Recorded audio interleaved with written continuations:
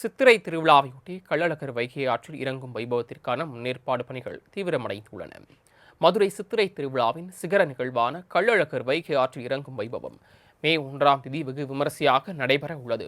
இந்த நிகழ்விற்காக வைகை ஆற்றில் சிறப்பு ஏற்பாடுகள் மற்றும் சீரமைப்பு பணிகள் தீவிரமாக நடைபெற்று வரக்கூடிய நிலையில் கோடை விடுமுறையொட்டி லட்சக்கணக்கான பக்தர்கள் கூடுவார்கள் என்பதால் முன்னேற்பாடு மற்றும் 5000 போலீசாருடன் பாதுகாப்பு பணிகள் தீவிரமடைந்துள்ளன. கள்ளழகர் வைகை ஆற்றில் இறங்கும் பகுதியில் 4 புறங்களிலும் 3 அடுக்கு தடுப்புகள் அமைக்கப்படுவதுடன் வைகை ஆற்று பகுதிக்குள் நிற்கும் பக்தர்கள் மண்டகப்படிகளுக்குள் நுழைவதை தடுக்கும் வகையில் இரும்பு வேலிகள் அமைக்கப்பட்டுள்ளன.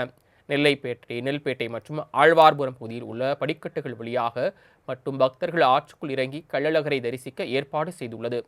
அதோடு முக்கிய பிரமுகர்களுக்கு தனி வழியும் ஏற்படுத்தப்பட்டுள்ளது. கள்ளழகர் தங்க குதிரை வாகனத்தில் இறங்கும் பகுதியில் மாநகராட்சி லாரிகள் மூலம் நீர் நிரப்பப்பட்டு வர்ணம் பூசுவதுடன் லாலா சத்திர மண்டபத்தை பூக்களால் அலங்கரிக்கும் பணிகள் நடைபெற்று வருகின்றன. அதோடு வைகை அணையிலிருந்து 500 கன அடி நீர் திறந்த நிலையில் சிறிதளவு தண்ணீரே வந்தடைந்திருக்கிறது. ஏஐ உதவியோடு முன் வழக்குகள் உள்ள குற்றவாளிகளை கண்டறியும் சிசிடிவி கேமராக்கள் பொருத்தி உள்ளதோடு 300க்கும் மேற்பட்ட சீருடை அணியாத போலீசார் ரோந்து பணியில் ஈடுபட உள்ளனர்.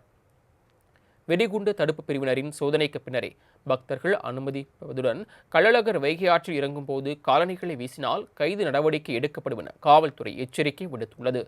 மேலும் பந்தல்குடி கால்வாய் வழியாக கழிவுநீர் கலந்த தண்ணீர் வைகை ஆற்றுக்குள் ஓடுவதால் துர்நாற்றம் வீசுவதாக பக்தர்கள் வேதனை தெரிவித்துள்ளனர்.